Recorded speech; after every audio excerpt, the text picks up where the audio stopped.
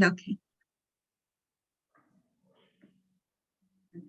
Buenas noches con todos, bienvenidos como todos los martes a las 8 de la noche al curso de Biblia, el Evangelio según San Marcos.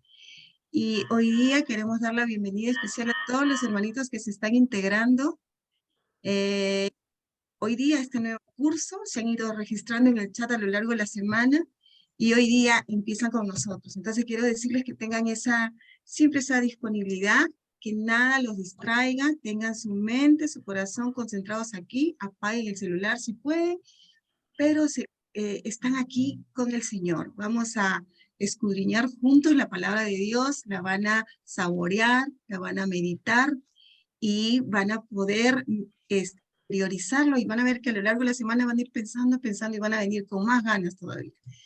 Bueno, y para esto también tenemos que decirle las reglas de siempre, ¿no? Cuando Manuel Pablo dé pase a las intervenciones, cada uno puede participar haciendo uso de la manito del Zoom, que está ahí en la parte de reacciones, levantan su manito, entonces se le va a poder ubicar en el recuadro y con eso va a ser fácil ordenarlos para saber la participación de cada uno, o de lo contrario pueden escribir en el chat sus preguntas o comentarios que yo lo leo para que Manuel Pablo le dé la respuesta, ¿no?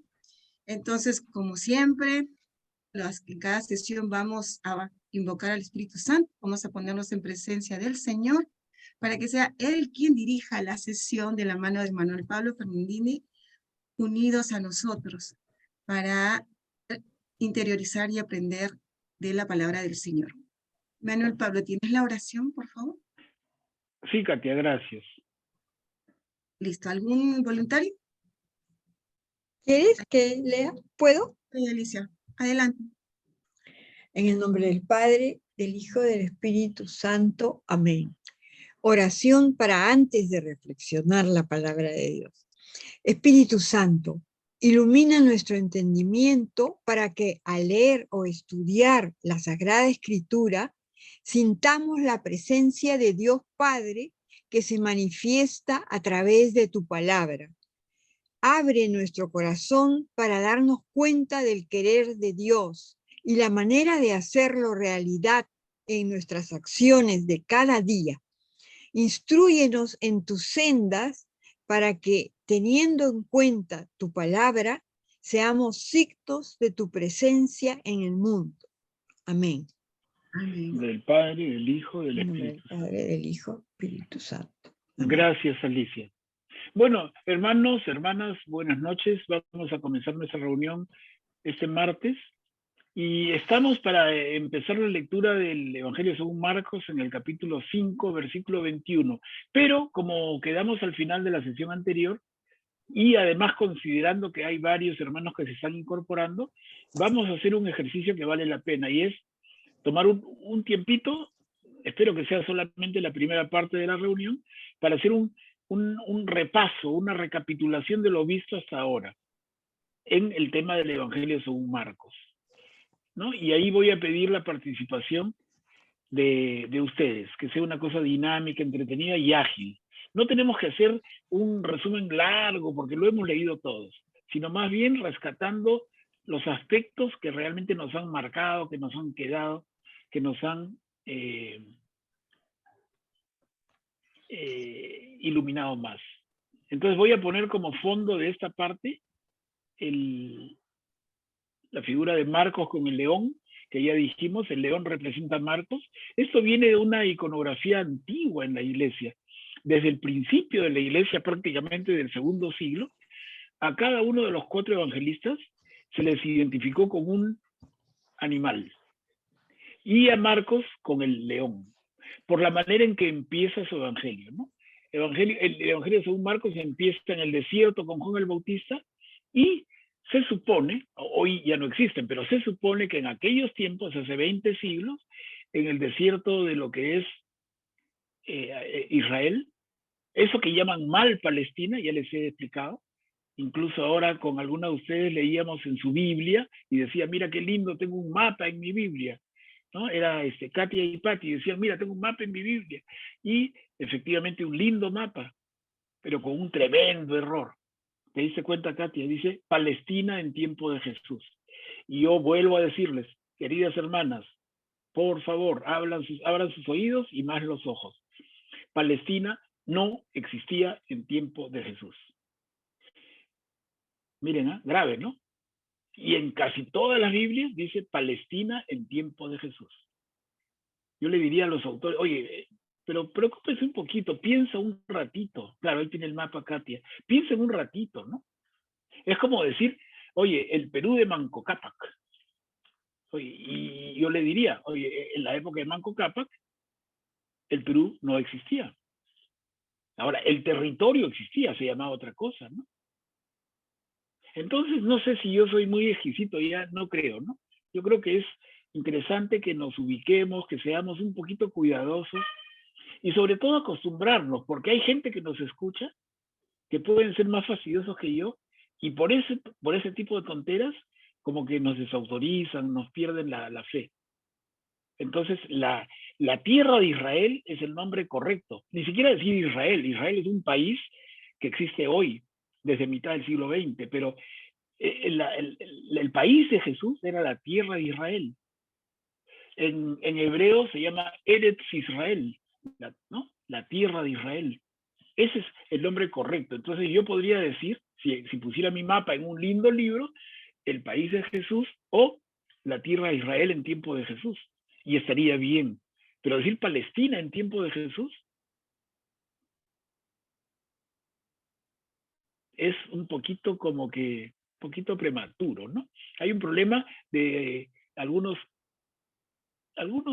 pequeños decenios de distancia y hay que tener cuidado.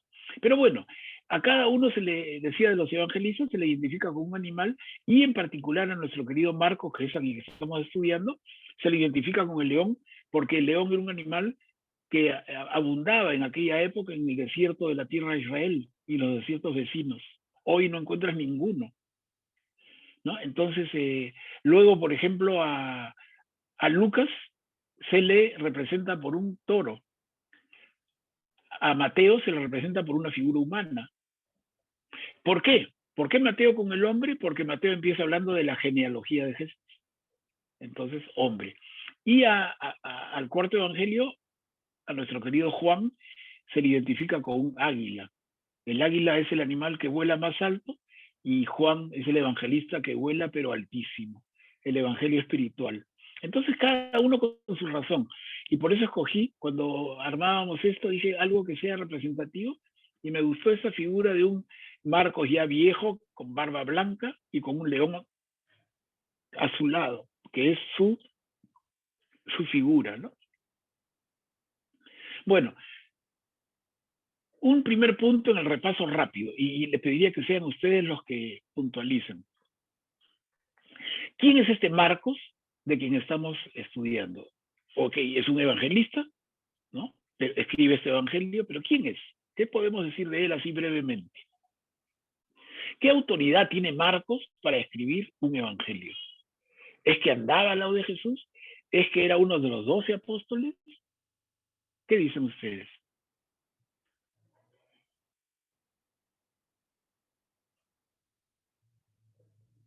Rosario está levantando la mano.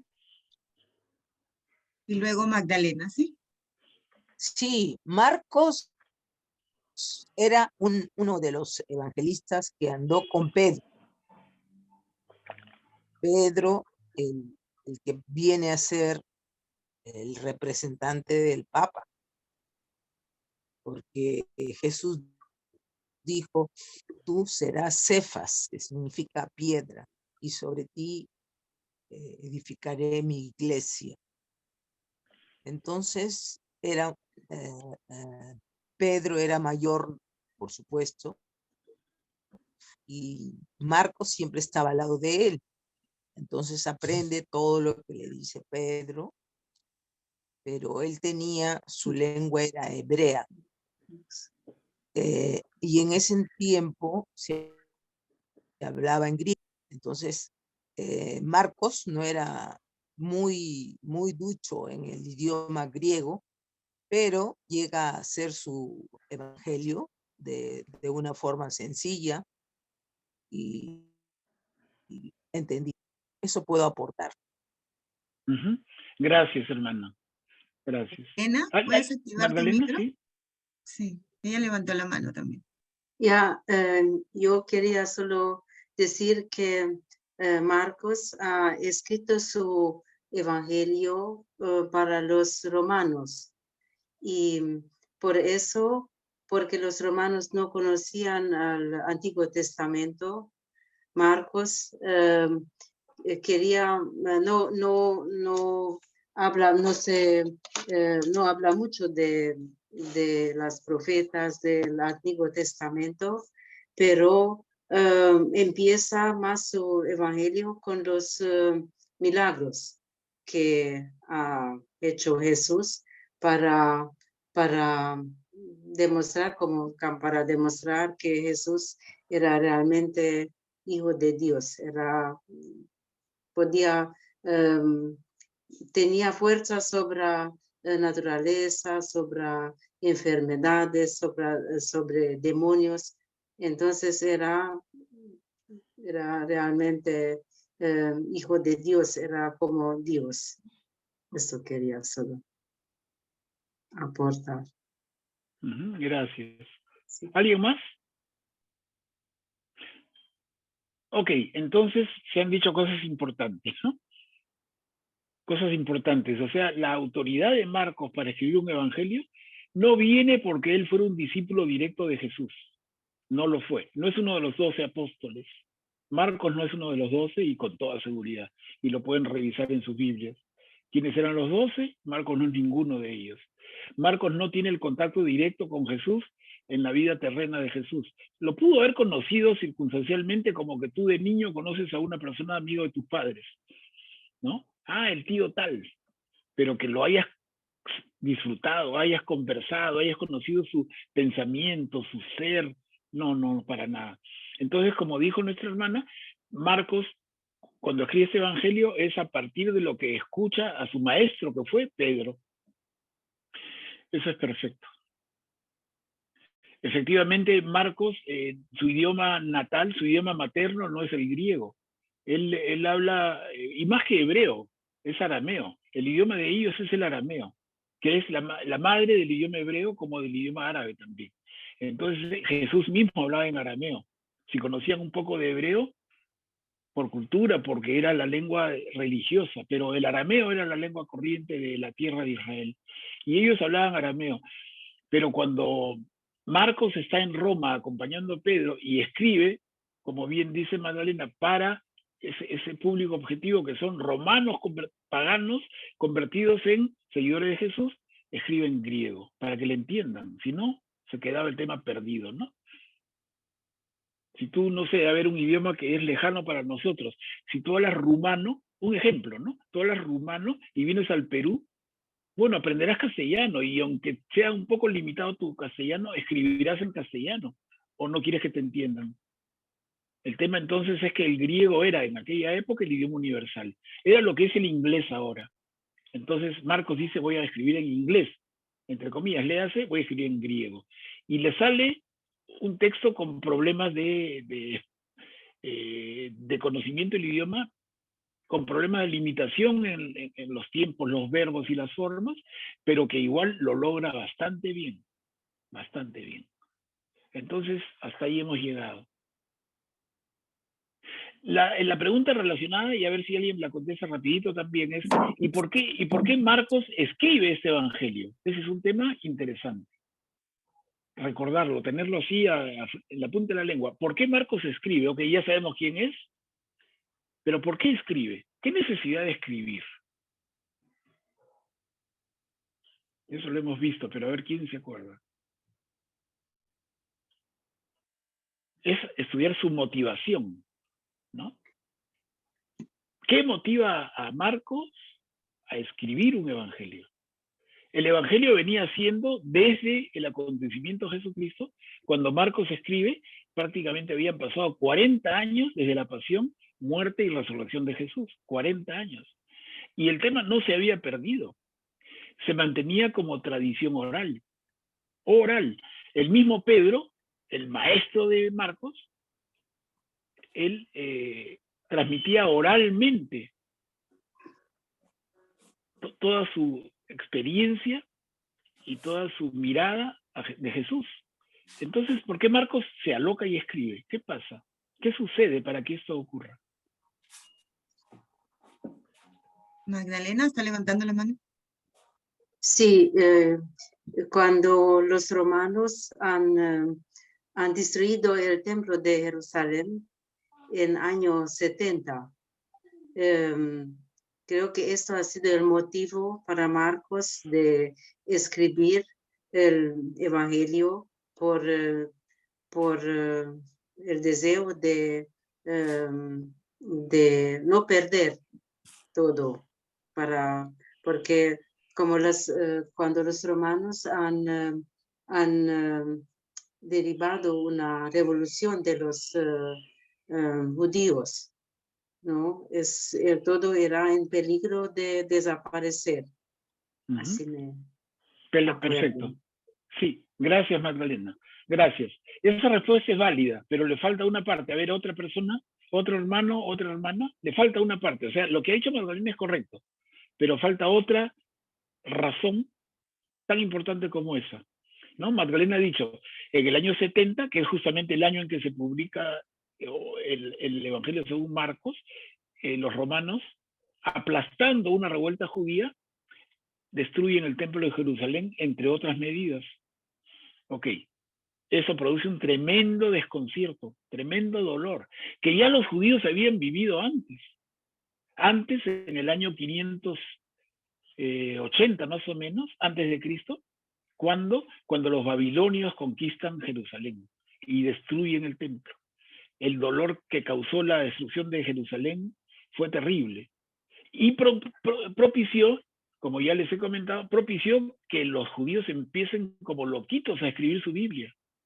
La gran cantidad de libros del Antiguo Testamento se escriben a partir de la destrucción del templo, a partir de la conquista babilónica.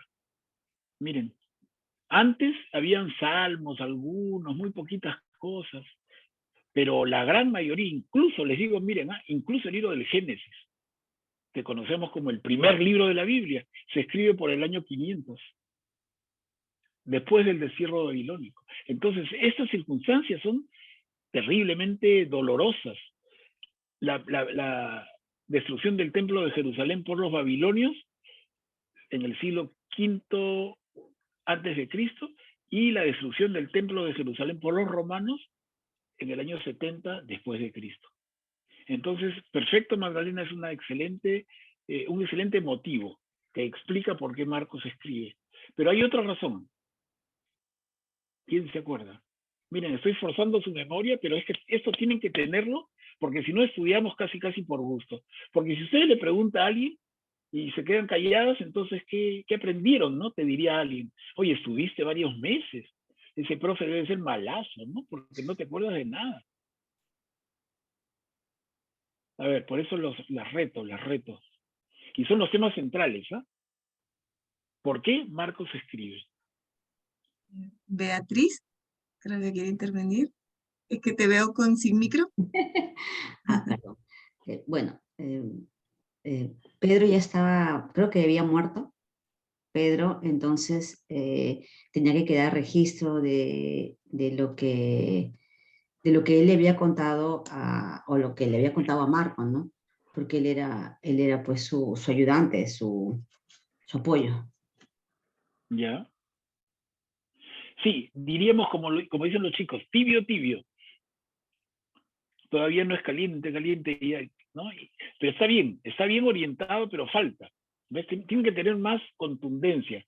Se los digo así de súper buena onda, ¿no? Pero, a ver, en la misma línea de Beatriz, pero más. Tiene que ver con la muerte de Pedro, pero más que lo que ha dicho Beatriz. A ver, anímense. Yo sé que lo saben. Cuando Pedro... Si no, comenzamos el curso de nuevo, ¿eh? Amenaza. ¿Alguien desea participar? ¿Alguien más? ¿O puedo dar...? ¿Puedo hablar? A ver, Alicia. A ver. Yo creo que Marcos pensaba que era muy importante saber quién es Jesús de Nazaret. Seguramente quería dejarlo por escrito porque ya había muerto Pedro. No, Y ¿no? cero. Era. Wow. Cero. No, es que estamos dándole vuelta al tema, pero no es. Les digo, yo les pido de verdad, mira, y repito, de buena onda, no quiero ser el cargoso, pero ustedes tienen que, si están haciendo un curso con la paciencia, con la lentitud con la que vamos, deberían tener las cosas como comerse un pancito con mantequilla, ¿no? Con su cafecito que es rico. Pero les veo que es como con una piedra, no la pueden ni mascar. Y entonces, ¿qué hemos estado haciendo estos meses? Ya me preocupo, de verdad. Magdalena levantaba la mano otra vez. Yo solo tengo una idea, creo que por la persecución de los cristianos ha sido también más importante de mantener todo escrito por la persecución. Sí, pero no. O sea, estamos en el tema, estamos cerca, ¿no? Pero no es la respuesta. Ustedes deberían tener respuestas así, firme, que la persona que te escuche diga, hermana, mis respetos, ¿no? ¿Por qué? Porque tiene la respuesta precisa.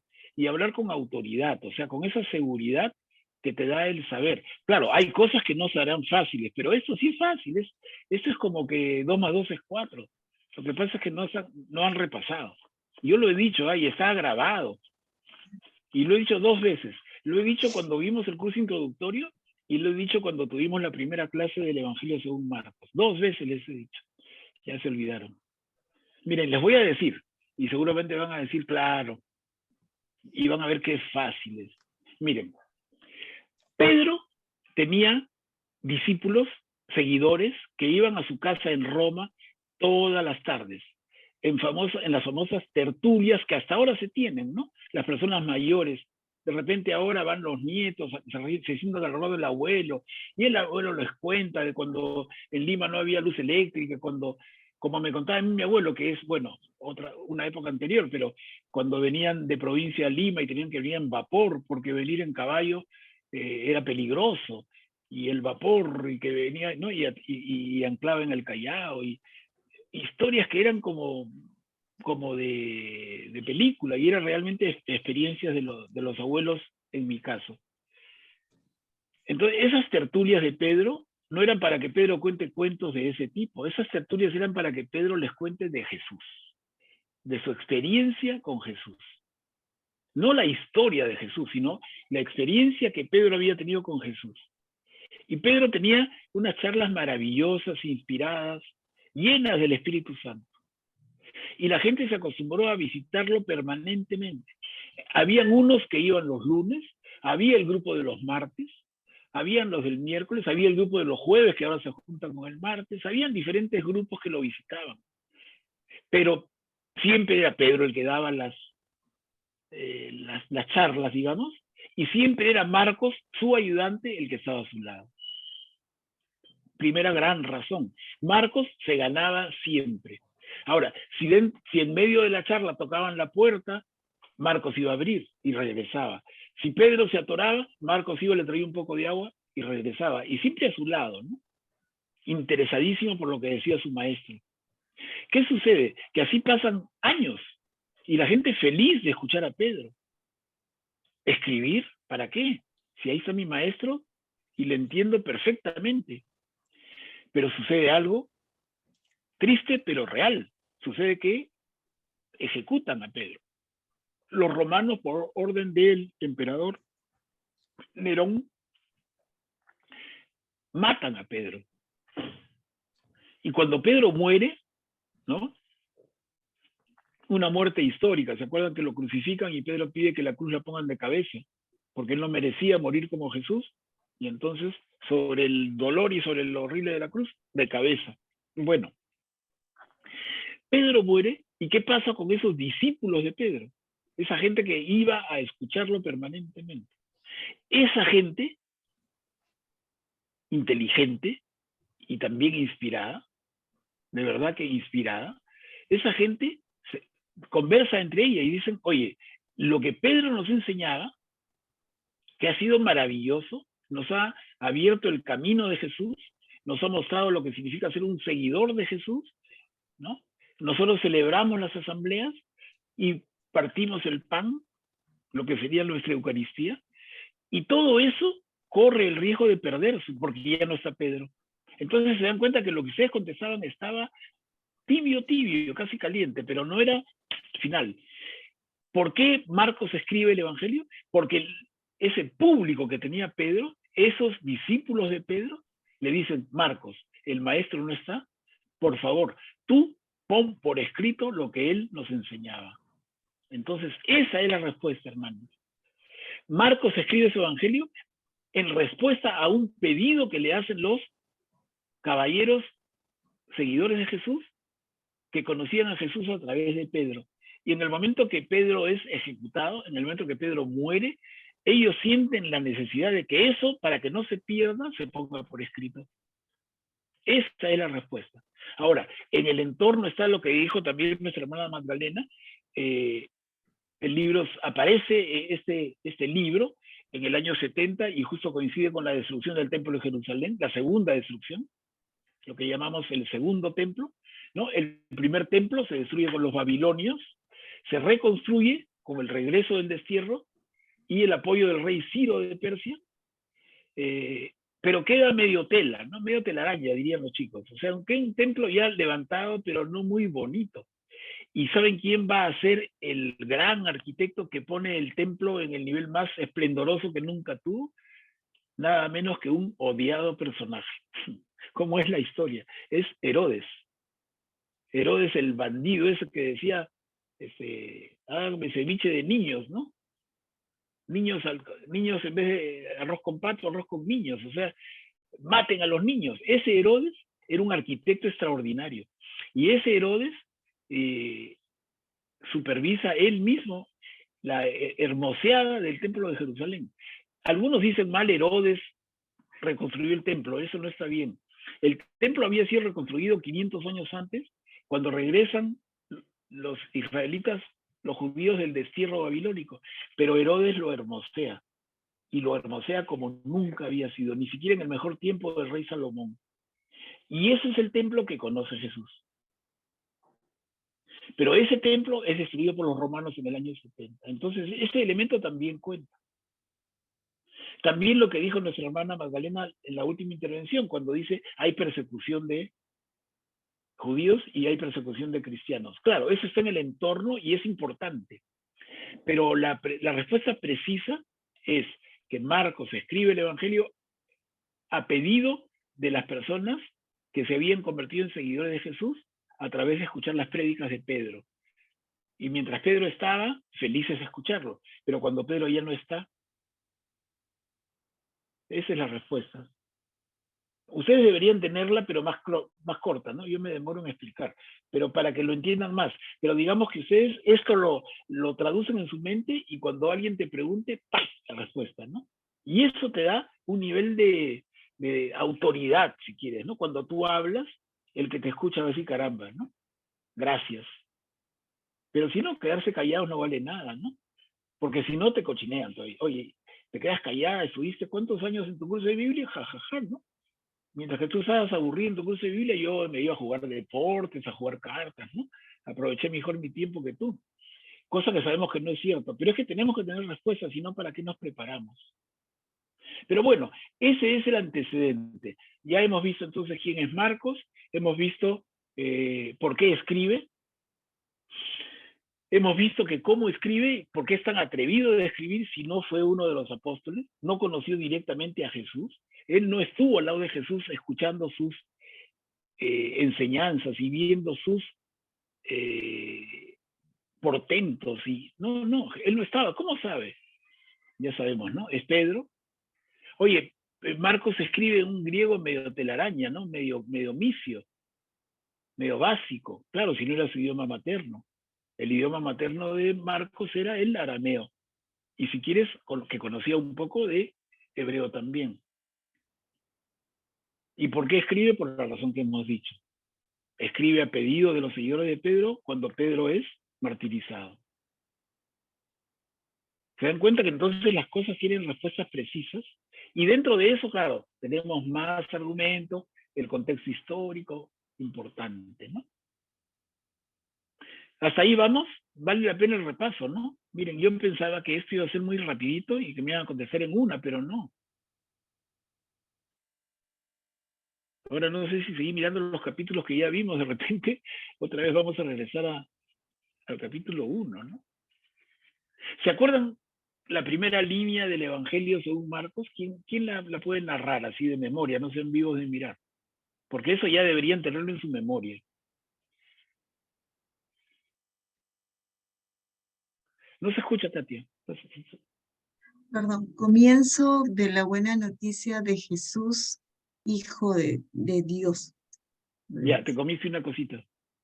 Mesías. Claro. O sea, perfecto, pero te comiste algo importante. O sea, comienzo de la buena noticia de Jesús, Mesías, Hijo de Dios. Y eso que les decía es el capítulo 1, versículo 1 del Evangelio según Marcos, tiene un altísimo valor, hermanos, hermanas. ¿Por qué? Porque vemos la genialidad del autor inspirado. En esa primera línea, Marcos, que no le ha puesto título, no le ha puesto ni Evangelio, no le ha puesto Marcos, eso lo ponen después. Simplemente el texto comienza con esas palabras que dijo Katia, comienzo de la buena noticia de Jesús, Mesías, Hijo de Dios. Y como les dije, no sé si se acuerdan, eso tiene una implicancia gigantesca, porque Marcos en esa simple línea presenta el tema que va a tratar y a quién se dirige. ¿Se acuerdan? A ver quién nos ayuda. ¿Por qué decimos esas dos cosas? ¿Por qué esa simple línea, ese simple párrafo, por qué explica qué va a tratar Marcos y a qué público se dirige? ¿Se acuerdan?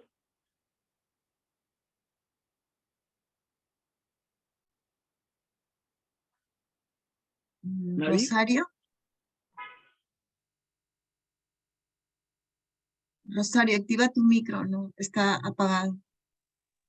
Se dirige a los romanos. ¿Por qué sabemos eso, Rosario? Y ¿Por qué sabemos eso, es, Rosario? no, porque dice que es hijo de Dios.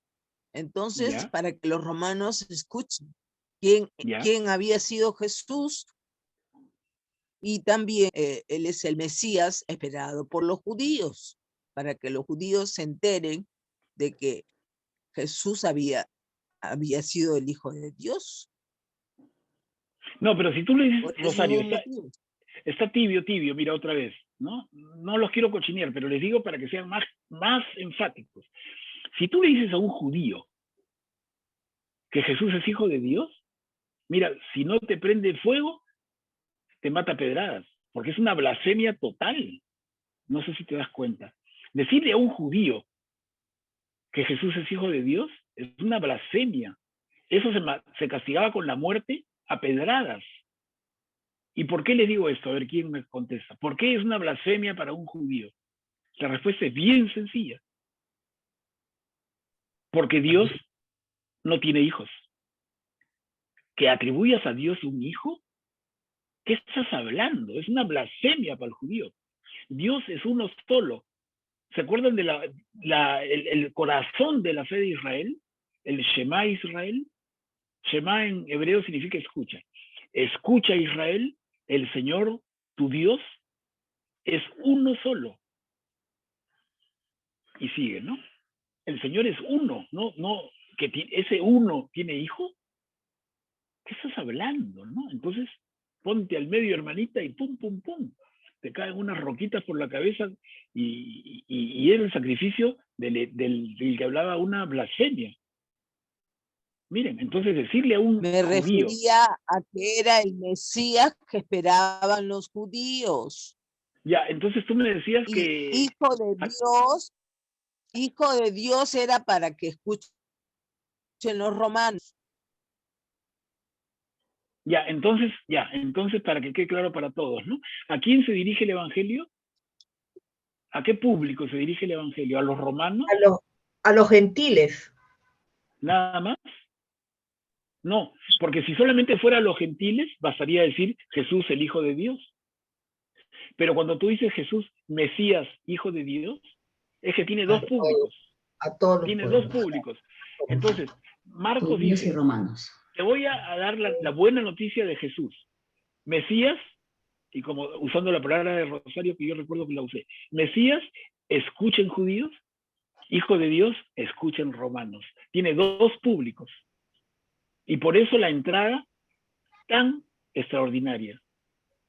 Jesús, el Mesías, el Cristo esperado, el Mesías esperado, el ungido, Jesús el Mesías, Jesús el Hijo de Dios, se dirige por un lado a los judíos convertidos en seguidores de Jesús y por otro lado a los paganos convertidos en seguidores de Jesús. ¿Y cómo sabemos esto? Desde el inicio magistral. Y lo otro es comienzo de la buena noticia. La buena noticia, que significa, en griego, ¿cómo se dice buena noticia? Se dice evangelio. Entonces, esto lo podemos leer perfectamente como Evangelio de Jesús, el Cristo, el Hijo de Dios. Y como escribimos mal en castellano, es una pena, en muchas de sus Biblias incluso verán y dice, comienzo del Evangelio de Jesucristo, Hijo de Dios. Ya se la perdieron, pues. Felizmente, a mí me enseñaron bien y aprendí bien también, ¿no? Entonces yo les repito lo que me enseñaron. Tómate el tiempo, hermanito, respira. ¿Sí? Jesús, el Cristo. Si tú dices Jesucristo, entonces es como que fuera Jesús, Hijo de Dios, y se pierde ese concepto de Jesús, el Mesías de los judíos. Bueno, eso lo habíamos visto ya con detenimiento y mira, Rosario se acordó. Yo estoy solamente machacando para que para todos quede claro, pero estaba bien Rosario. Y luego a partir de ahí vemos a un evangelio que empieza en su primer capítulo, habla de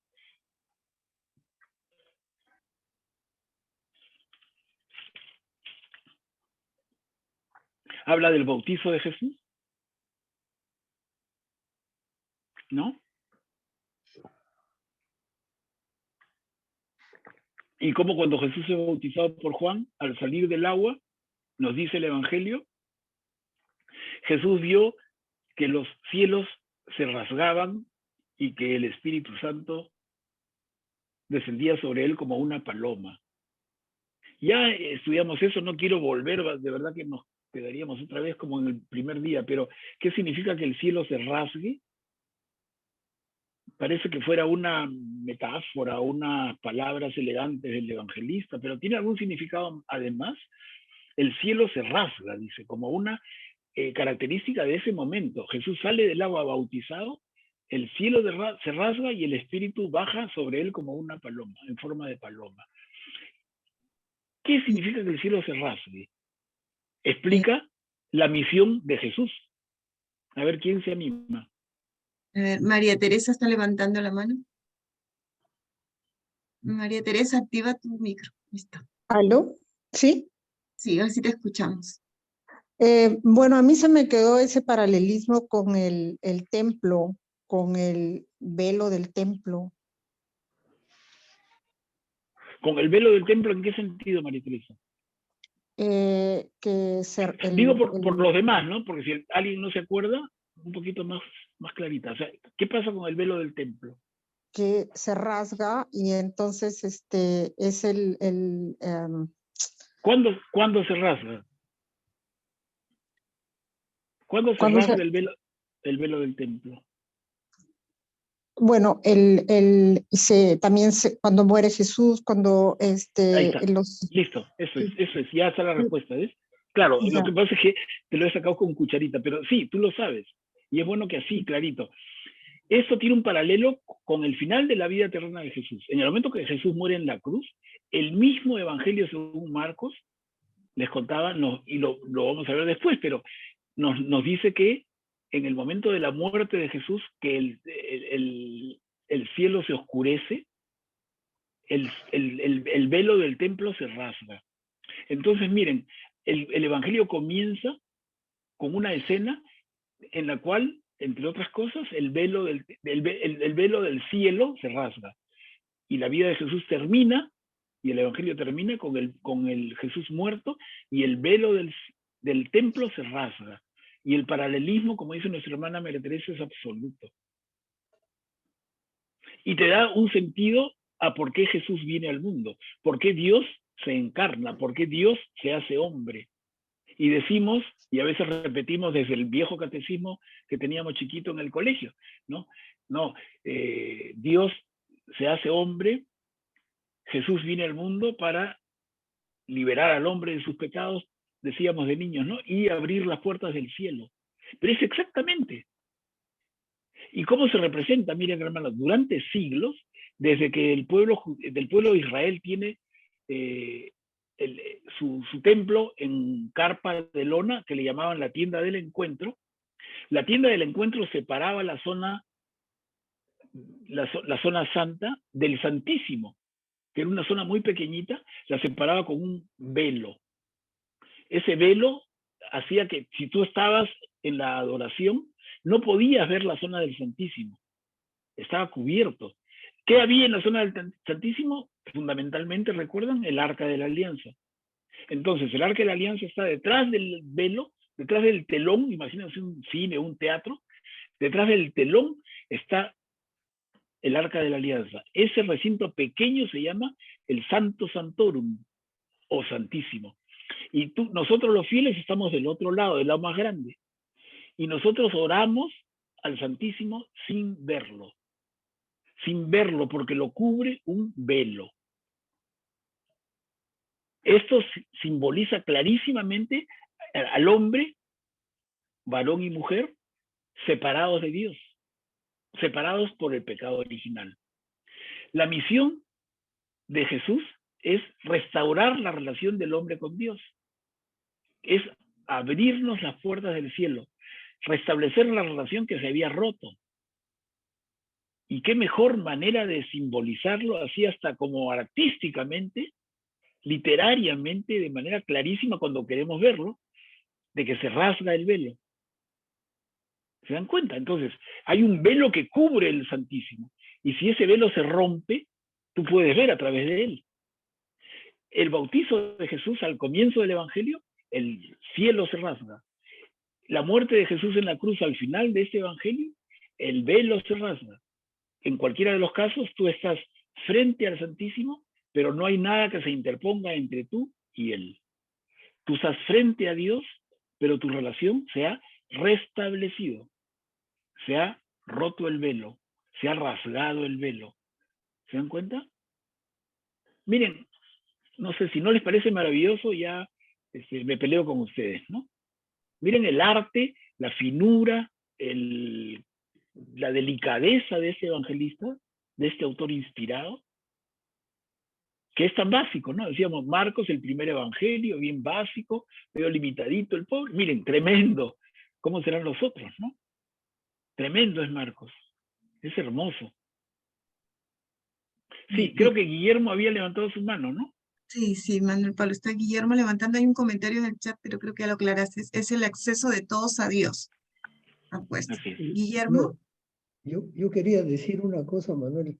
La traducción que tenemos, que nos has alcanzado, cuando Jesús sale del agua, vio que los cielos se abrían. El verbo que emplea es abrir. En cambio, cuando él muere, el evangelista emplea el verbo, según la traducción que tenemos, rasgar el velo del templo. Entonces son dos verbos distintos que quieren decir lo mismo, ¿no? Es lo mismo, mira, yo no sé si llega a ver, pero yo estoy en ese momento con la Biblia de la Iglesia en América, que es la última en castellano, tiene su historia, pero acá usan rasgar.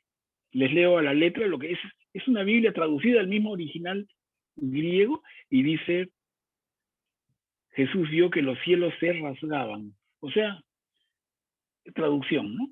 Los cielos se abren, los cielos se rasgan, pero preferí esta porque usa el mismo verbo en castellano. El cielo se rasga, el velo se rasga, ¿no? Entonces, es exactamente lo mismo. Un tema de traducción, no más, Guillermo.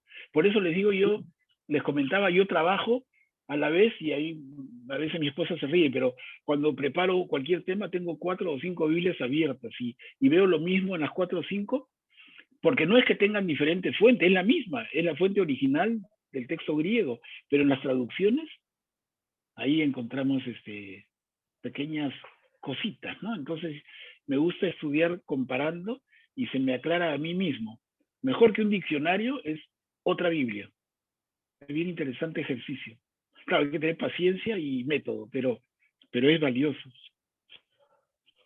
Bueno, y en ese momento, cuando Jesús sale del agua y sucede lo que hemos comentado, se oye una voz del cielo que dice: tú eres mi hijo amado, en ti me complazco.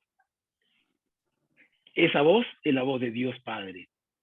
Como bien decía una de ustedes hace un rato, cuando hablábamos al inicio de la primera pregunta, se adelantó a algo, pero que venía muy bien, ¿no? Es que Marcos trabaja el Evangelio con una pregunta de fondo, que va a intentar contestar a lo largo de esos 16 capítulos.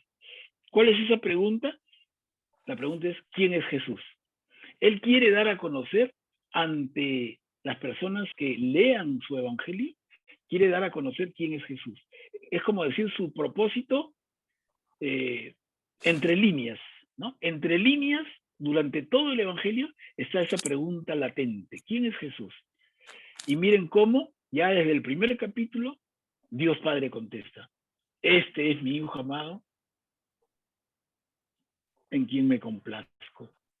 Diferentes traducciones van a encontrar, pero el concepto es exactamente el mismo.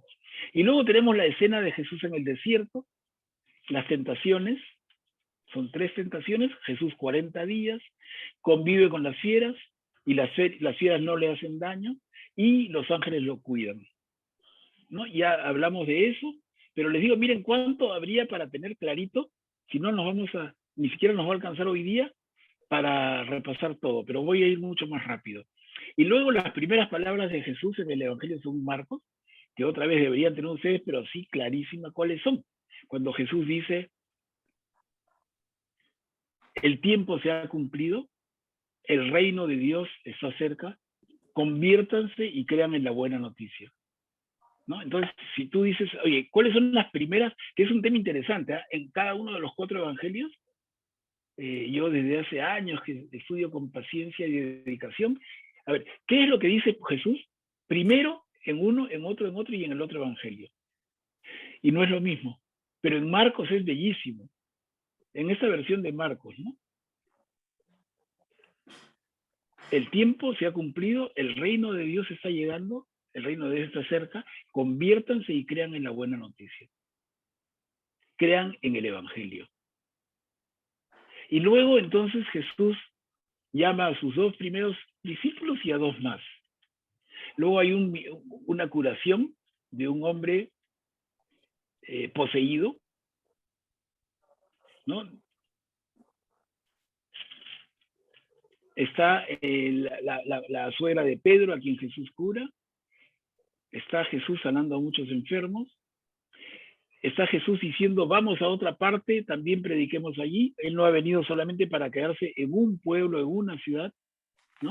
Y cuando dice vamos a otra parte, no es todavía ir más lejos, pero sí moverse por la región de Galilea, que es el norte de la tierra de Israel. Entonces no se queda en una ciudad que en esa época para nosotros sería un pueblo, ¿no? Pequeño, pero entonces no se queda en un pueblo, sino va recorriéndolos, primero en la región de Galilea. Y está otro milagro que hace con el hombre enfermo con un tema en la piel, ¿no? Y le dice, el hombre enfermo le dice: si quieres puedes limpiarme, y Jesús, por su fe, lo cura. Y perdona los pecados, y afirma a Jesús que no ha venido a llamar a justos sino a pecadores. A Jesús le preguntan: oye, ¿y por qué si los judíos ayunan, y los fariseos, y si los seguidores de Juan el Bautista ayunan, por qué tus discípulos no ayunan? Y la respuesta que da Jesús, ¿no? El novio, ya habrá tiempo para que ayunen. Se presenta el problema del sábado, y Jesús habla del Hijo del Hombre como dueño también del sábado, ¿no? El sábado se hizo para el hombre, no el hombre para el sábado. Y entramos al capítulo 3, en que sigue con el tema, y nos hace reflexionar de qué está permitido hacer en sábado. Y luego nos cuenta en el capítulo 3 el Evangelio, según Marcos, nos cuenta que ya Jesús tenía tantos seguidores que le era difícil hasta caminar, descansar, comer. La gente se le tiraba encima para tocarlo. Como su familia lo tacha de demente, ¿no? Está loco. Sus familias, sus familiares.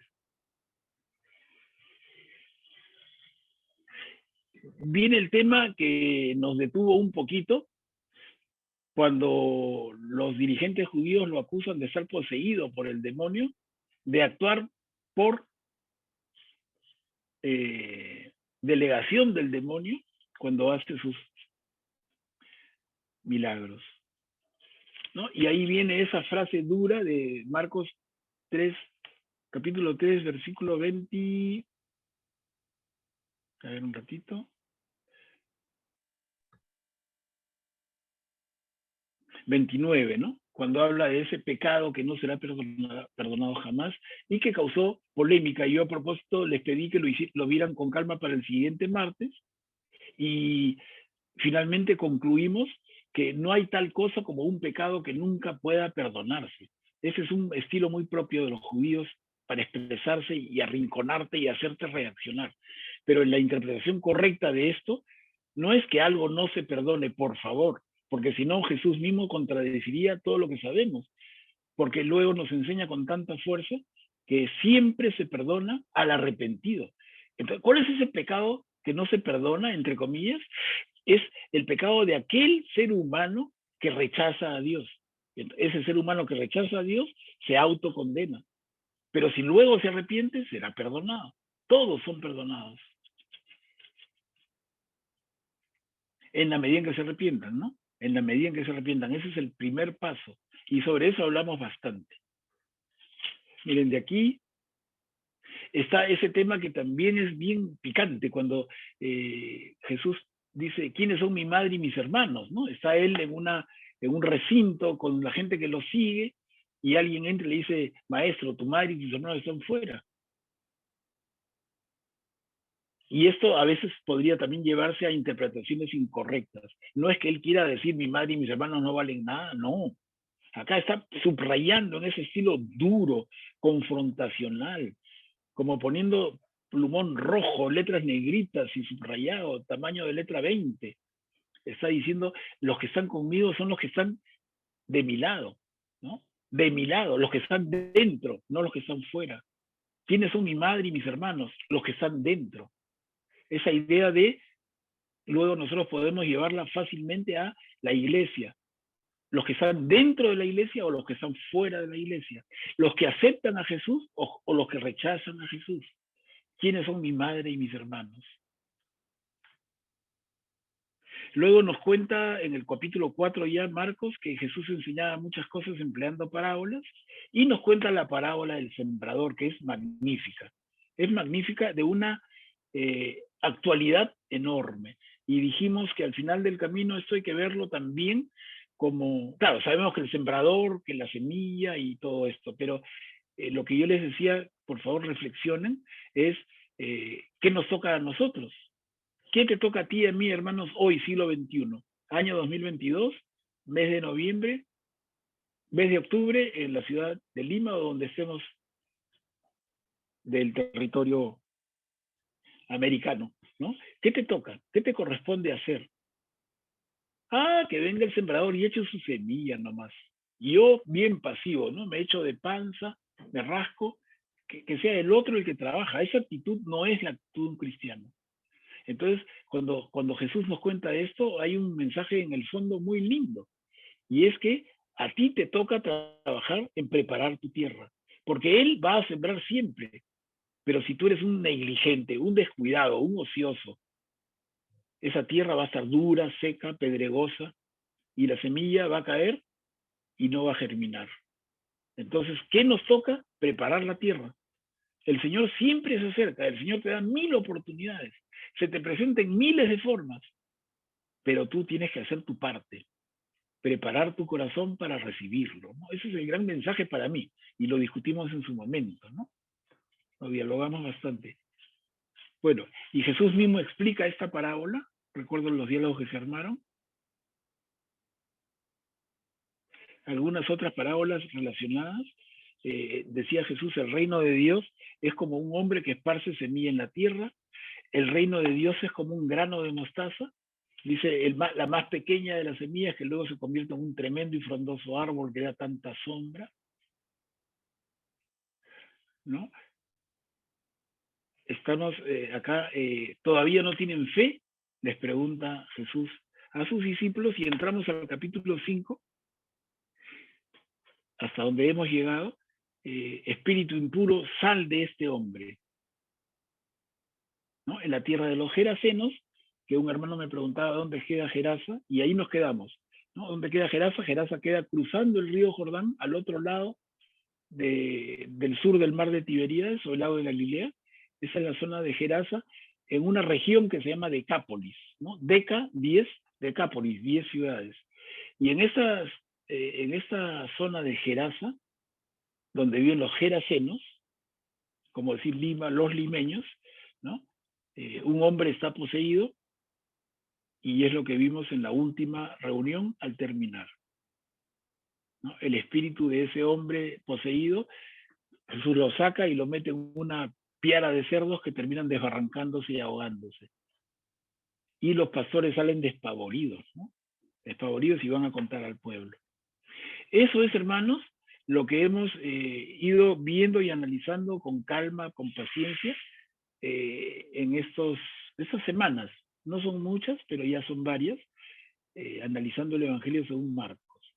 Recordemos entonces, porque aquí vamos a retomar inmediatamente, pero recordemos que Marcos tiene un propósito central que está entre líneas a lo largo de todos esos capítulos, y es la pregunta escondida: ¿quién es Jesús?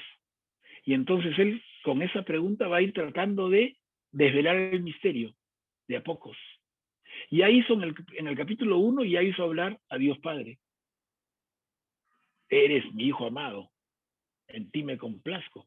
Vamos a ver, bueno, más adelante en el capítulo 8, algo más, y en el capítulo 15 al final, algo más. Pero por lo pronto ya hay una primera respuesta que Marcos ha deslizado.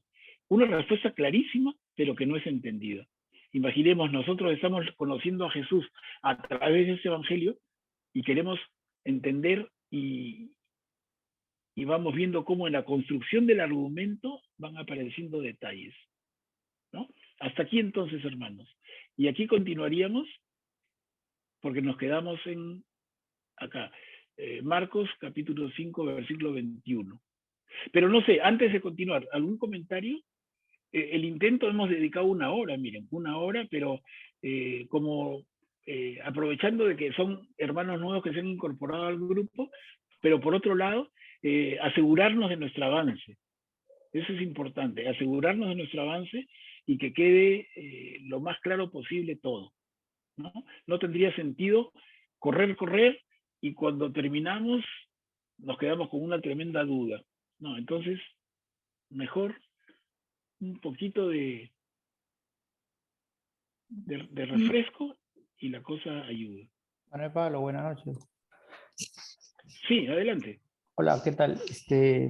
No, quería consultar acerca de la documentación o evidencia histórica acerca de lo que nos comentaste de Marcos, respecto a que él escribe el Evangelio según Marcos, a pedido de los seguidores de Jesús. O sea, mi pregunta es, ¿esto está explícitamente escrito en la Biblia, o digamos que ya es resultado de investigación? Es una investigación, ¿no? No, en la Biblia no está, no. En la Biblia está lo que estamos leyendo. Perfecto. En la Biblia no hay ni introducción, no hay ni pie de página, no hay nada, ¿no? Entonces la Biblia es el texto que estamos leyendo así crudito, sin número de capítulo ni versículo, así es lo que leemos. Incluso en el encabezado le pongo acá, por ejemplo, Marcos 5:21, pero en la Biblia originalmente no hay ni eso, ¿no? Es solamente el texto corrido, en griego. Todo lo demás es posterior. Pero tenemos información desde el comienzo de la iglesia, ¿no? Los padres de la iglesia, desde el comienzo, en la tradición oral, la gran tradición de la iglesia. Recordemos que la Biblia, que es el texto, la escritura, La escritura no viene suelta y por casualidad. La escritura está en un marco más grande que se llama la tradición, que es tradición oral, ¿no? Y la tradición con mayúscula, que es la tradición de la iglesia a través de los padres de la iglesia, hasta el siglo VII y a partir de ahí de los doctores de la iglesia. Entonces, la tradición rescata todo esto y tiene un tremendo valor. Hay cantidad, les digo, si ustedes, bueno, en la medida en que se vayan metiendo más y más y vayan leyendo, además de ya conocer bien la Biblia más adelante, entren a textos de los padres de la iglesia. No terminamos nunca de leer. Cantidad de cantidades. Millones de páginas. Es impresionante, es impresionante. Tenemos textos, sí, tenemos textos, Percy, de obispos que han sido discípulos de los apóstoles, ¿no? Tenemos maravillas, riquezas absolutas, pero lo que pasa es que ya tenemos que empezar por la Biblia. Ya con la Biblia nos quedamos tanto tiempo y tan insatisfechos que ya lo demás, a ver que me lo cuenten, ¿no? Pero hay, para el que sea estudioso, mira, una vida no alcanza, ¿no? Solamente leer a San Agustín, que vivió en el siglo IV. San Agustín comenta todo esto, y son miles y miles de páginas que San Agustín escribió. Si no, busquen en su internet y pongan comentarios a la Biblia de San Agustín como criterio de búsqueda y se van a sorprender de los miles y miles y miles de páginas que escribió Agustín. ¿En qué momento, no? ¿En qué momento escribía tanto? Y no había, pues, máquina de escribir eléctrica ni computadora menos, ¿no? Todo a mano. Y Agustín, además, hablaba, vivía, predicaba, hacía obra. Además, ¿en qué momento tanto? ¿Y en qué momento estudiaba? Es impresionante. Pero solamente por hablar de Agustín, pero están una serie de padres de la iglesia desde los primeros siglos que nos han enriquecido tanto. Manuel Pablo, Germán también está levantando la mano. Sí. ¿Puede activar su micro, Germán? Ahí está. Sí, buenas noches, hermano Manuel. Tengo una inquietud. Si bien es cierto, Marcos pone de manifiesto que Jesús es hijo de Dios, pero también hay pinceladas sobre el reino de Dios, cuando hablan también de que en la parte en que el reino se ha acercado, el reino de Dios es parecido a la semilla de la mostaza. Entonces se va configurando, parece ahí dando a entender que es el reino de Dios, aunque es muy abierto, no es nada concreto, pero parece que los judíos, cuando Jesús habla en la sinagoga, parece que lo entendían y sabían a qué se refería, ¿no? No sé si puedes aclarar o habrá otro momento en ver cómo se configura este reino de Dios. Al parecer es no, claro, al final, ¿no? Sí, Germán, la pregunta es buenaza, pero yo creo que tenemos que irla viendo de a poco, porque ahorita sería como muy prematuro, muy teórico, ¿no? Y la idea no es hacer teoría, sino ir descubriendo en el texto. Pero efectivamente, el tema del reino de Dios ya se presentó, y la pregunta que hoy mismo podemos hacernos nosotros es, ¿y qué es el reino de Dios? El reino de Dios es la vida después de la muerte, es eso que llamamos el cielo. ¿Ese es el reino de Dios? ¿O el reino de Dios se puede vivir en la tierra? Y si se vive en la tierra, ¿dónde está y qué es? ¿Cómo se mastica eso, no? Entonces, es un tema que es una gran pregunta, que yo agradezco, Germán, pero que tenemos que tener todos presentes e irla contestando de a poquitos, en la medida en que vayamos avanzando. Y a ver si al final, cuando terminamos, podemos redondear la idea. A ver, ¿qué vimos de aquí, de allá? Y entonces ya ensayar una aproximación más cierta, ¿no? Pero es un tema fundamental.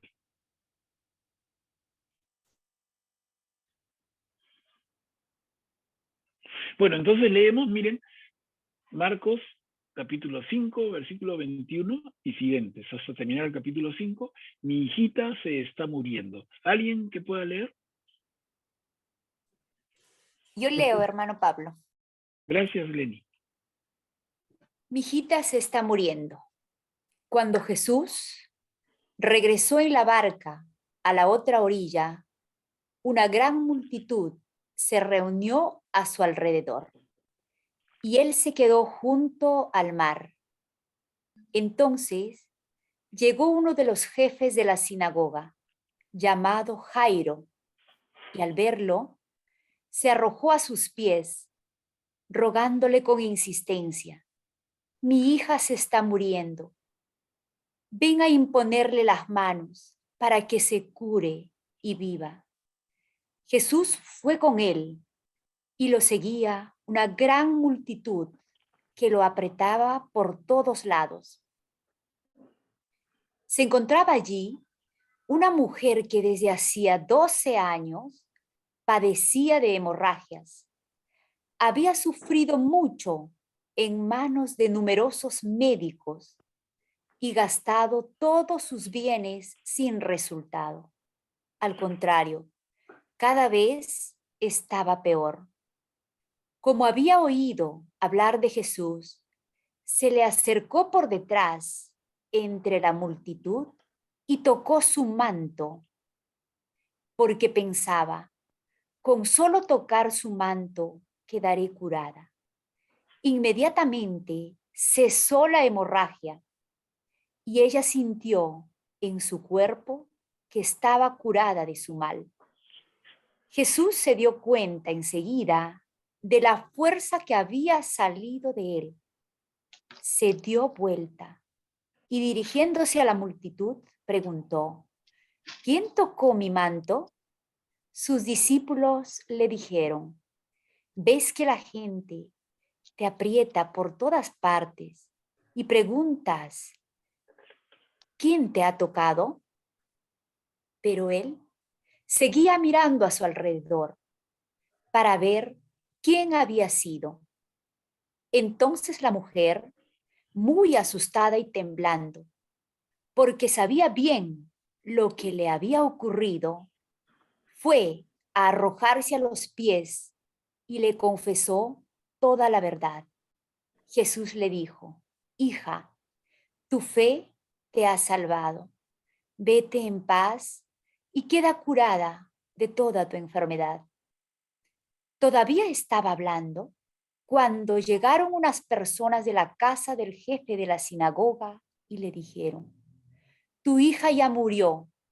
¿Para qué vas a seguir molestando al maestro? Pero Jesús, sin tener en cuenta esas palabras, dijo al jefe de la sinagoga: no temas, basta que creas. Y sin permitir que nadie lo acompañara, excepto Pedro, Santiago y Juan, el hermano de Santiago, fue a casa del jefe de la sinagoga. Allí vio un gran alboroto y gente que lloraba y gritaba. Al entrar les dijo: ¿por qué se alborotan y lloran? La niña no está muerta, sino que duerme. Y se burlaron de él. Pero Jesús hizo salir a todos y tomando consigo al padre y a la madre de la niña y a los que venían con él, entró donde ella estaba, la tomó de la mano y le dijo: Talita cum, que significa: niña, yo te lo ordeno, levántate. Enseguida, la niña, que ya tenía 12 años, se levantó y comenzó a caminar. Ellos entonces se llenaron de asombro y él les mandó insistentemente que nadie se enterase de lo sucedido. Después dijo que le dieran de comer. Muchas gracias, Glenny. Excelente, muchas gracias. Miren, hermanos, es una perícopa un poquito larga. Y en la perícopa hay dos elementos, ¿no? Empieza hablándonos de la niñita, hija del jefe de la sinagoga, y se mete en el medio esta mujer con hemorragias, y luego termina otra vez con la hija del jefe de la sinagoga. Acá aparentemente diríamos que, oye, se chispoteó, ¿por qué no separó las dos narraciones? ¿No? ¿Por qué las mezcla? Y es que cuando lo vemos con calma, tienen elementos en común muy claros y tienen un solo mensaje. Pero a ver, los dejo a ustedes, no sé si la ven. Rubén, activa tu micro, por favor. ¿Qué tal? Buenas noches con todos. Bueno, es un pasaje precioso del Evangelio. Preciosísimo, preciosísimo. Una mujer enferma, 12 años, dice, enferma, con hemorragias y escucha a Jesús. Y en unas imágenes se ve que la mujer está como arrastrada, está no en el nivel, no está parada, está en el piso, y por ahí, justo por ahí pasa el Señor, con toda la gente, y ella tiene la fe de estirar su brazo, ¿no? Estirar el brazo, y tenía tanta fe que parece como que si la protagonista fuera ella, fuera la fe de la mujer. Que eso es lo que nos falta a nosotros, ¿no? Tener la fe que tiene esta mujer, que ella sabía que con solo tocar el borde de la orla de su manto, ella quedaría curada. Esa fe de esta mujer nos enseña que a pesar de todo, de estar enfermos, de no tener pues esperanza, pero si tenemos un poquito de fe y pensamos que el Señor nos va a curar y nos va a sanar el corazón, es lo que me impresiona de este pasaje, ¿no? La fe de la mujer. Bien, Rubén, excelente, muchas gracias. Muchas gracias. Muy claro, Rubén, pero solamente falta la otra parte, ¿no? Porque Rubén nos habló de la mujer con hemorragia, y hay un personaje que es el jefe de la sinagoga que tiene a su hijita enferma, en la otra parte. A ver, ¿alguien más que se anime y complementamos?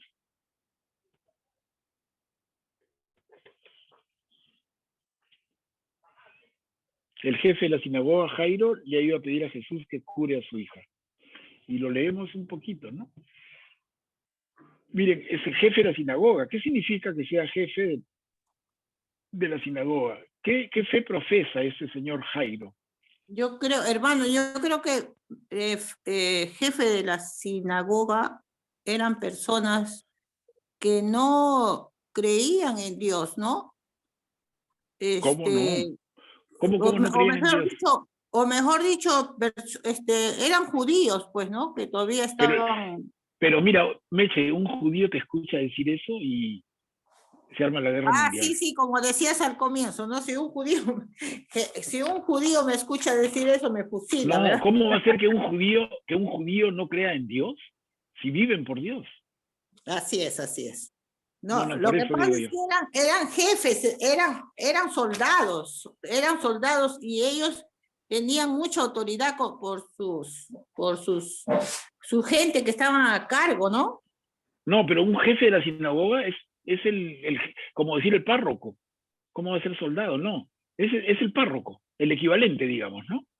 Ya. Claro. Claro. Entonces, claro que tiene fe. Tiene fe en la fe de los judíos. Él cree en el Dios de Abraham, de Isaac y de Jacob. Él tiene como profeta a Moisés. Él tiene la enseñanza de Dios en el monte Sinaí. Tiene no solamente los 10 mandamientos que estudiamos mal, ¿no? Sino los 613 preceptos judíos. Y tiene toda una vida ritual, una vida que busca la santidad. Es un judío pleno. Cree en Dios absolutamente. Entonces, Silvia, adelante. Activa tu micro. Buenas noches. O sea, a mí esta lectura lo que me da a entender más bien como que es cierto que ahí se ven milagros, pero yo creo que ahí también Jesús lo que quiere representar es que así nos sintamos tan mal, en el caso de la enferma, ¿no? Que estemos tan mal que no solamente de salud, así de física, sino que nuestra vida haya sido mala, que nos sintamos mal internamente por algo que hemos hecho, pecado en realidad. Él es capaz, si tenemos fe, Él es capaz de limpiarnos de eso. Y en la parte de Jairo, que a pesar que alguien que sea de otra, o bueno, no cristiano, sino era judío, que uno puede pensar, ¿no? No están fuera de Dios, no. Él creía y a pesar de eso él ha venido para todos. Entonces, así sea él, seguramente era un rabí, no sé, ¿no? Pero así sea un estudioso del judaísmo, creyendo en él, también va a tener salvación, ¿no? Curarse, no como físicamente, sino que todos podemos cambiar, que Él ha venido para todos. Eso es lo que a mí yo entiendo, no sé, me vino Claro, eso. Silvia. Sí, Silvia, gracias. Gracias. ¿Alguien más? Germán está levantando la mano. Germán, activa tu micro, por favor. Sí, me llama la atención también la parte que no creen, ¿no? Y mira, el jefe de sinagoga se arrodilla porque, digamos, le cubre a su hija, ¿no? Pero sin embargo, más adelante después, muchos de los que están siguiendo a Jesús le dicen que no lo moleste, ¿no? Y sin embargo, después que también recibe, creo, la noticia de que su hija ha muerto, Jesús le dice, no tengas miedo, ten fe. Y Jesús sigue avanzando y después va con sus apóstoles Pedro, Santiago y Juan. Y solamente ellos ingresan, digamos, junto con los padres de la niña, a sanar a la niña, a levantarla, ¿no? Es la famosa palabra talita cum. Según mismo lo dice la Biblia, niña, yo te lo ordeno, levántate. Fabulosa palabra, ¿no? Que siempre tú también lo has dicho muchas veces, eso de levántate, cambia de vida, ¿no? Vuelve a nacer. Entonces acá la pregunta es, realmente, ¿quiénes son los muertos? ¿No? ¿Estamos muertos también nosotros, los que a veces desistimos, nuestro orgullo, nuestra soberbia, nos aparta de Dios? Quizás esos somos los verdaderos muertos, ¿no? ¿Qué dices, Pablo? Sí, Germán, yo te escucho muy complacido, ¿no? Personalmente. Me encanta lo que dices. Y coincido. Está clarísimo, por eso no añado nada, están clarísimos. Todos los que están interviniendo están redondeando esto muy claramente. Hay dos participantes con la mano levantada. Pero Magdalena y luego Luz Ubieta, por favor. A ver, activa tu micro, Magdalena. Sí. Y luego Luz. A mí también me llama la atención con qué amor tiene Jesús para todos que están sufriendo, porque cada uno que tiene una hija o una nieta ya puede imaginarse qué significa la pérdida y la resurrección. Y con la resurrección de la niña, como Jesús está demostrando que ha vencido la muerte, que la muerte ya no está definitiva. Y la otra cosa que me llamó la atención, la mujer que era enferma y era, no sé, perdía sangre, derramaba sangre, 12 años, que ha contado Manolo qué significa eso en estos tiempos, porque una mujer que tenía hemorragia era impura, era considerada que no tenía derecho ni a entrar a la iglesia, ni tenían que tocarla nadie. Entonces era como tenía una posición muy inferior. Por eso, como ha dicho el hermano Rubén, que él se arrastraba. Así era, creo, toda su situación, que era debajo totalmente de las otras mujeres. Era como un perro. Y que como también me parecía muy interesante que Jesús sintió que ha salido fuerza de él, que ha perdido energía. Eso me parece increíble. Y cómo ha podido parar ese derrame de sangre solo por la creencia de la mujer. Eso me ha parecido interesante. Bien, Magdalena, muy clarito, muchas gracias. Y había otra persona que quiere intervenir, ¿no? Manuel, una consulta. ¿Qué significa el número 12? Porque a la mujer que estaba enferma tenía 12 años de hemorragia, la niña tenía 12 años y a las dos la sana. ¿No? ¿Qué significa? ¿Hay un símbolo en este número? Claro, Luz, y eso es lo que faltaba. Miren, te agradezco, Luz, y vamos a tocar justamente eso. Porque en lo que han dicho no tengo nada que agregar. Creo que está clarísimo y sería ya repetir. No me gusta repetir. Pero en lo que dice Luz, sí. Ese detalle falta. ¿Por qué las dos cosas están juntas? ¿Por qué no son dos relatos separados? Tenemos al jefe de la sinagoga, tenemos a la mujer con hemorragia y se mezclan. Es que hay un solo mensaje y tiene que ver con el número 12. El jefe de la sinagoga, hermanos, es un jefe de la fe judía en este pueblo del norte de la tierra de Israel, porque Jesús todavía está en la región de Galilea, al norte. Y este jefe de la sinagoga se arroja a los pies de Jesús y le pide: ven, salva a mi hija que está muriendo. Y luego la mujer que padece de hemorragia y que se tira al piso y toca el borde, la borla del manto de Jesús. La borla es esas bolitas que tienen el traje de los judíos. Toca la borla y con eso se salva. Pero en ambos casos, como dice nuestra hermana Luz, el número 12, porque la mujer está enferma 12 años y la niña tiene 12 años de edad. Esto une ambos relatos en uno solo y en el sentido que quiere darle Marcos en su evangelio. Porque entonces estos sufrientes no son otra cosa, mis queridos hermanos. Miren qué fino en la narración nuestro querido Marcos. Estos dos no son sino un mismo relato que representa y simboliza al pueblo de Israel. Ese pueblo sufriente, ese pueblo que está muriendo, ese pueblo que se tira a los pies de Jesús y le ruega: sálvame. Ese pueblo que se tira a los pies de Jesús y lo toca con la esperanza de salvarse. Ese pueblo muriendo y Jesús devolviéndoles la vida. Ese es el detalle que faltaba, nada más, a todo lo lindo que han hablado. Entonces, gracias, Luz. Repito, el número 12 no está de casualidad.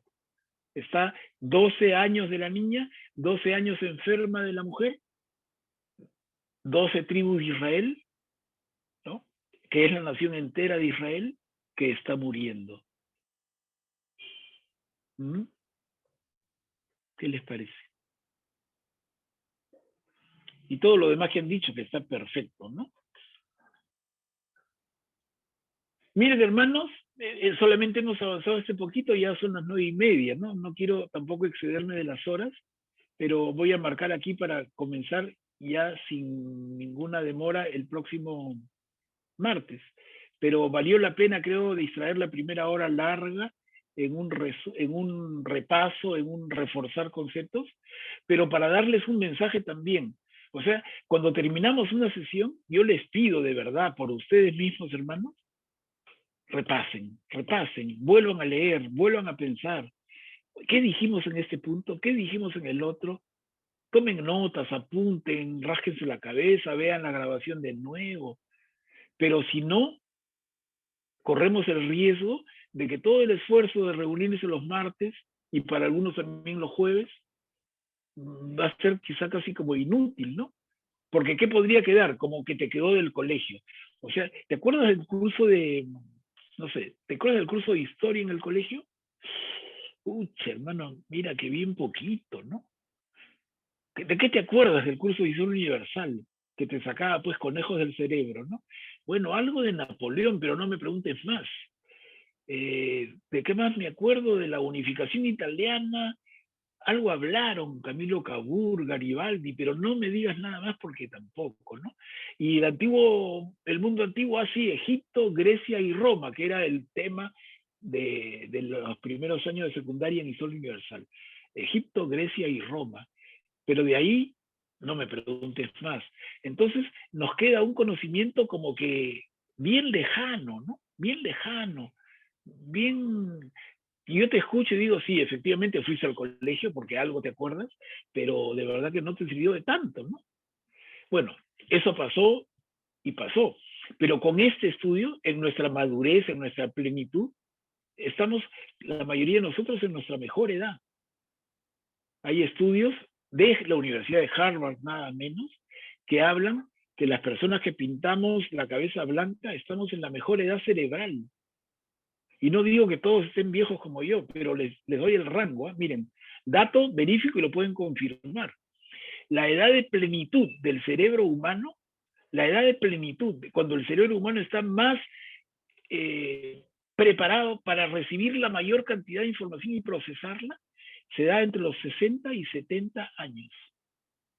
Y me sonrío porque alguna gente piensa, no, yo tengo más de 60, ya mi cerebro no da. Mentira, hermanito. Mentira, estás en el mejor momento de tu vida. Tu cerebro está mejor que una esponja nueva. Todo lo puede asimilar y procesar, comparar, relacionar. Eso está determinado médicamente. Ahora, la segunda mejor edad, agárrense y sorpréndanse. ¿Cuál es la segunda mejor edad para que el ser humano, mujer y hombre, aprendamos cosas? Es el rango entre los 70 y 80 años. Es el segundo mejor rango de edad. De ahí para atrás. Pero miren, el primer rango entre los 60 y 70.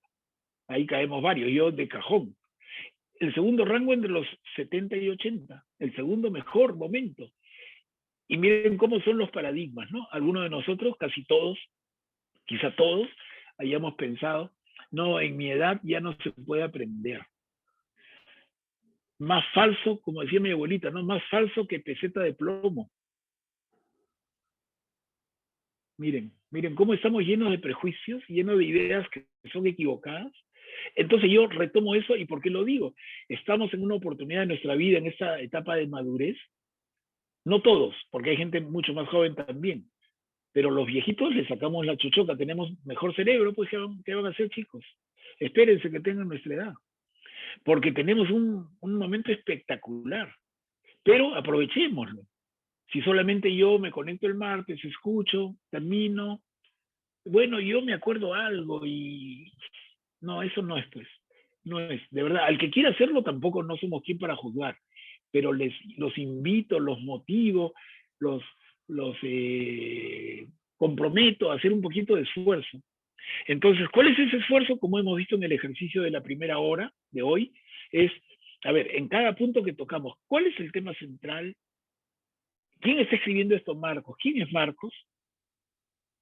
¿Quién es Marcos? ¿Por qué escribe? En esta perícopa, en esta otra y en aquella, ¿qué es lo principal? ¿Qué es lo principal? ¿Qué es lo principal? ¿Qué se vio? No me acuerdo, ahí están las grabaciones. Y si no te convence lo que vimos y en el momento no opinaste, siempre tienes ocasión. Yo les vuelvo a decir siempre, tienen mi teléfono, antes de llamarme, por favor, solamente un WhatsApp, y me dicen, hermano, quiero conversar contigo y nada más. Y yo les digo, ¿te parece a tal hora? De acuerdo a mi propia agenda, que es relativamente libre, pero igual hay que ordenarnos. Entonces, conversamos un ratito, lo que fuera necesario, y aclaramos en manera personal el tema que te parece de duda.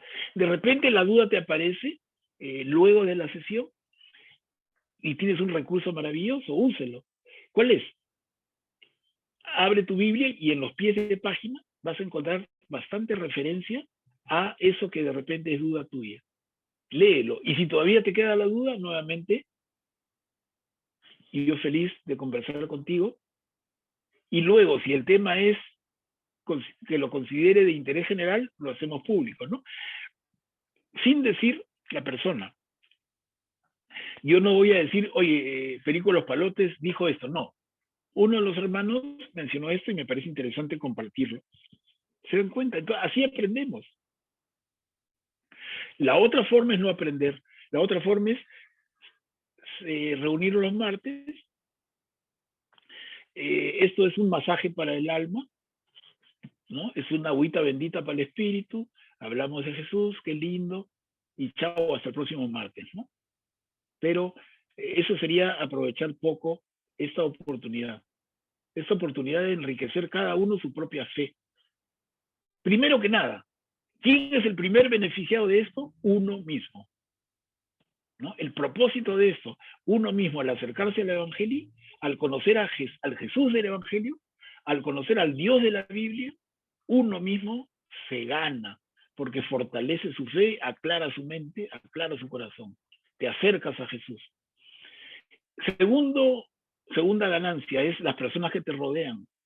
Porque no es que tú te vuelvas un predicador o una predicadora, pero si mañana alguien te pregunta, vas a dar una respuesta precisa.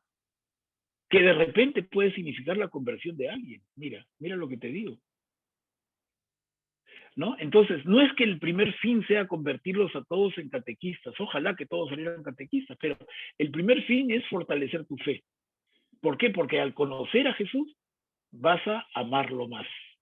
Más te conozco, más te amo.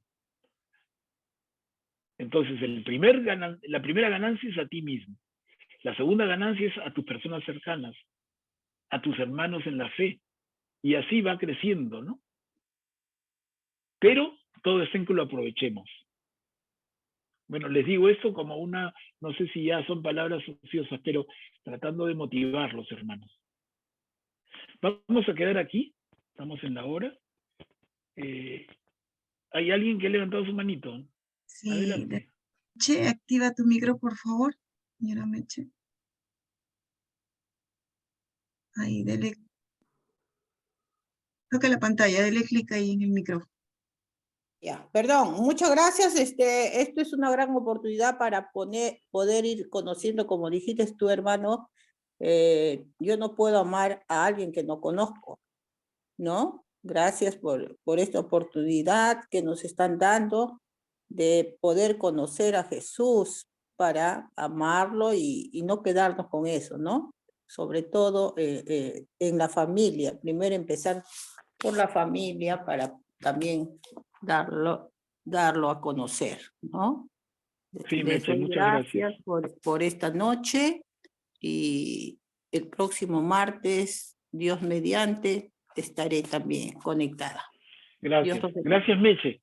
Muchas gracias. Lindas las palabras, ¿no? Porque yo no he querido decir, por si acaso y con todo el respeto, ¿no? Yo no quiero decir que ustedes no amen a Jesús, pero cuando más lo conozcan, lo van a amar más. El amor crece. Así es. El amor crece. El amor no es del tamaño que tenemos. Y ustedes experimentenlo de repente con sus nietos. Es otro tema, ¿no? Lo podemos conversar otro día, pero el amor que uno tiene cuando ya tiene nietos.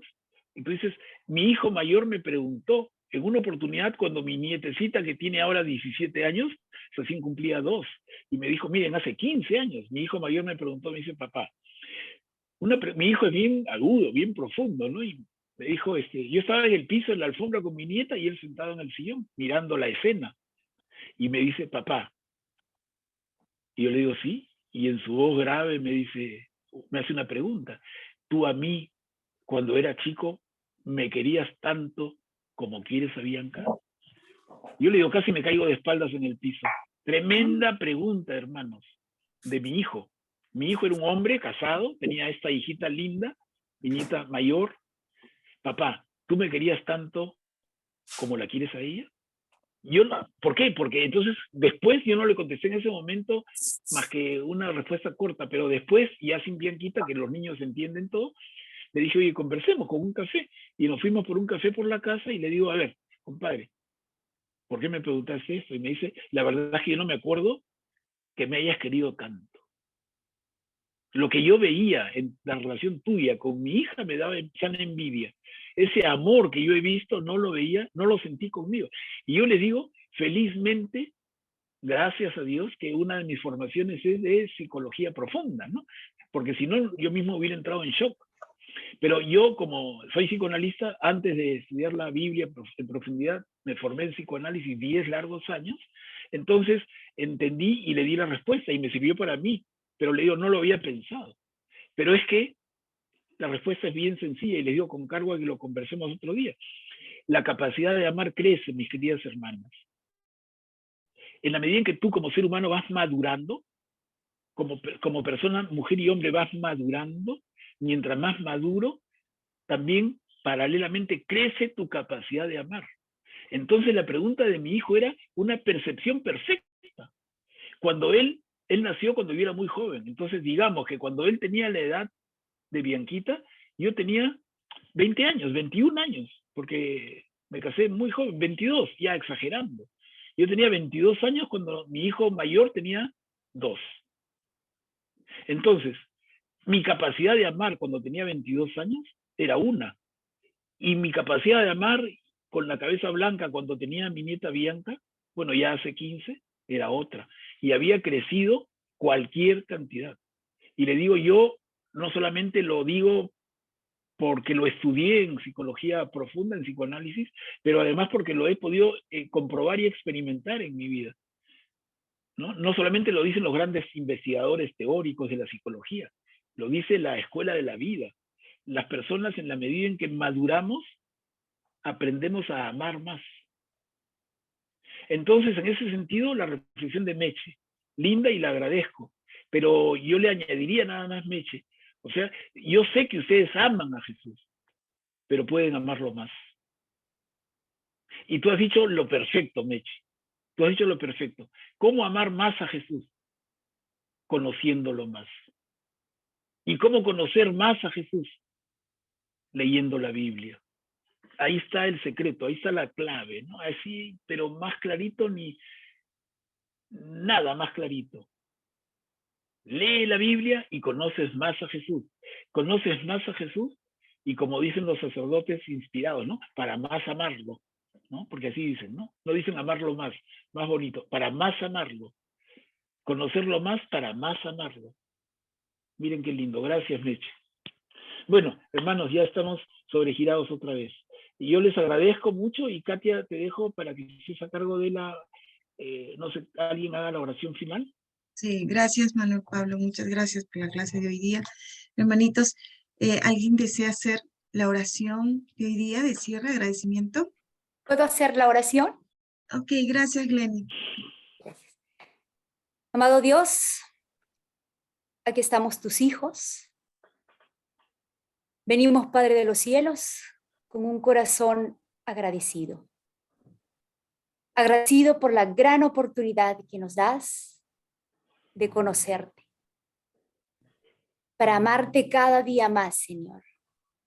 Gracias, Padre de los cielos, por haber puesto en nuestro camino a nuestro hermano Pablo. Humildemente te pedimos que bendigas su vida, Señor, y la vida de su familia. Gracias, Papito Dios. Te pedimos también que abras nuestro entendimiento a través de tu Santo Espíritu y permitas, Padre de los cielos, poner por obra todo aquello que vamos aprendiendo en este hermoso estudio de la Biblia. Te lo pedimos, Señor, en el nombre de tu amado Hijo Jesús. Amén. Rezamos la oración que Jesús nos enseñó. Padre nuestro que estás en los cielos, santificado sea tu nombre. Venga a nosotros tu reino. Hágase, Señor, tu voluntad, así en la tierra como en el cielo. Danos hoy nuestro pan de cada día. Perdona nuestras ofensas, como también nosotros perdonamos a los que nos ofenden. No nos dejes caer en la tentación y líbranos de todo mal. Amén. Amén. Dios te salve María, llena eres de gracia, el Señor es contigo.